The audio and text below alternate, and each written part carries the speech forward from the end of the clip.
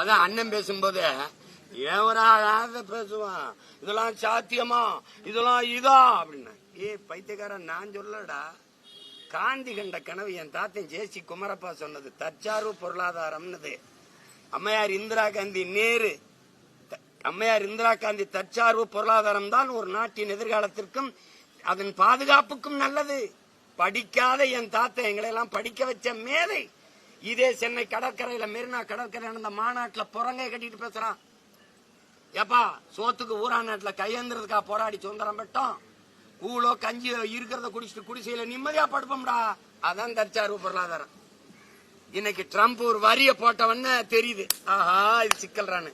கொரோனாவிலேயே நீ எச்சரிச்சிருக்கணும் தம்பி. தவிர்க்க முடியாத ஒன்றுக்குத்தான் பிற நாட்டை சார்ந்திருக்கணும். மத்தவனும் சரி நம்மளும் சரி எல்லாத்துக்கும். வெங்காயம் பருப்பை நீ விளைய வச்சு தர முடியல இவ்வளவு வளம் மிகுந்த நாட்டுல. வெங்காயம் பருப்ப வெங்காயத்தை பாலைவன நாடு எகிப்திலிருந்து இறக்குமதி செய்து என் நாடு. இது எவ்வளவுக்கு எவ்வளவு? போர் விமானமா ரபேலா பிரான்ஸ்ல வாங்கு, துப்பாக்கியா ரஷ்யால வாங்கு, பீரங்கியா இஸ்ரேல்ல வாங்கு. எந்த நாட்டோட சண்டை போட்டு என்னை காப்பாத்துவ? எந்த நாட்டுல? கேவலம். இப்பதான் வருது மெதுவா சுயசார்பு, தற்சார்பு, மக்களுக்கு இருக்கிற சவால். இதத்தாங்க நாங்க ரொம்ப நாளா கத்திக்கிட்டு இருக்கோம். வாயா தற்சார்பு, பசுமை, தாய்மை பொருளாதாரத்துக்கு வாயா, வேளாண்மையை முன்னிறுத்தி கட்டமைக்கிற பொருளாதாரத்துக்கு வாயா. உலகம் பூரா சொல்றான். இங்கிலாந்து பொருளாதார மேதை ஜான் ஆண்டனி ஆலன் சொல்றான், ஆசிய கண்டம் தாண்டா, ஆசிய நாடுகள் தாண்டா தங்கத்தையும் பணத்தை வச்சு பொருளாதாரத்தை மதிப்பிடுது. ஐரோப்பிய நாடுகள் முழுக்க வந்துருச்சுடா நீர் பொருளாதாரத்திற்கு. எந்த நாடு நீரை அதிகமா வச்சிருக்கோ அந்த நாடு தான் பொருளாதாரத்தில் மேம்பட்ட நாடுன்னு வந்துட்டான். நீர் பொருளாதார கொள்கைக்கு வந்துட்டான். பிரான்ஸ் ஆரஞ்சு பழத்தை ஏற்றுமதி செஞ்சுக்கிட்டு இருந்தான். ஒரு பழத்தை கையில வச்சு பார்த்தா இது 50 லிட்டர் தண்ணீரை குடிக்குது. சரி நிப்பாட்டுறா. 50 லிட்டர் ஒரு பழம் புளிஞ்சா அரைக்கோளை கூட வர மாட்டேங்குது, இது 50 லிட்டர் குடிக்குது. சீனம் பன்னிக்கறியை விரும்பி சாப்பிட்டான், 8500 லிட்டர் தண்ணீரை குடிக்குது, 1 கிலோ கறி மேச்சைக்கு வர. நிப்பாட்டுறான்ட்டான்.